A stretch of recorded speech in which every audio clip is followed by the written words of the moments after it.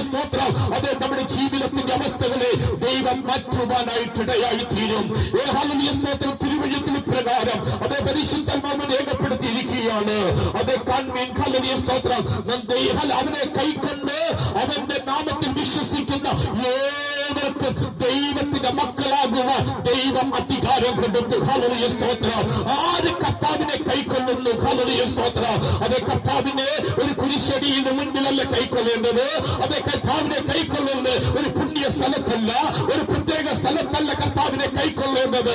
ആര് ഹൃദയത്തിനകത്ത് കർത്താവിനെ കൈക്കൊള്ളുവാനായിട്ടിടയായി തീരുമോ, ആര് ഹൃദയത്തിനകത്ത്, അത് ആര് കുടുംബത്തിനകത്ത് യേശുവിന് സ്ഥാനം കൊടുക്കുവാൻ തയ്യാറാകുമോ, അവന്റെ ദൈവത്തിന്റെ മക്കളായി ആ കുടുംബത്തിന്റെ അവസ്ഥ മാറുക, ഈ ദേശത്തിന്റെ അവസ്ഥ മാറുക, അത് നമ്മുടെ സാഹചര്യത്തിന്റെ അവസ്ഥ മാറുക. അതേ കർത്താവ് മതിയായവന.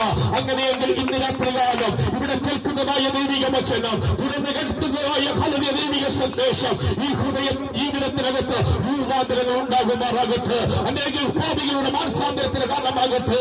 അനേക ഹല്ലേലൂയ ബന്ധനങ്ങളായിരിക്കുന്നവരുടെ വിടുതലിന് കാരണമായി തീരുമാറാകട്ടെ. ലഹരിക്കും പാപത്തിനും അടിമപ്പെട്ട് കിടക്കുന്ന അനേക ജീവിതങ്ങളുടെ ഉദ്ധാരണത്തിന് കാരണമായി അത് ഈ രാത്രികാലം തീരുമാനമായിട്ട് നമുക്കൊരു നിമിഷം ദൈവസന്നിധിയിൽ പ്രാർത്ഥിക്കാം. എല്ലാ കണ്ണുകളും ഒരു നിമിഷം അടയ്ക്കാം. അത് ഈ സുവിശേഷ യോഗം ഇന്ന് രാത്രികാലം ഈ ദേശത്തിന്റെ നടുവിൽ ദൈവത്തിന്റെ മഹത്വമായി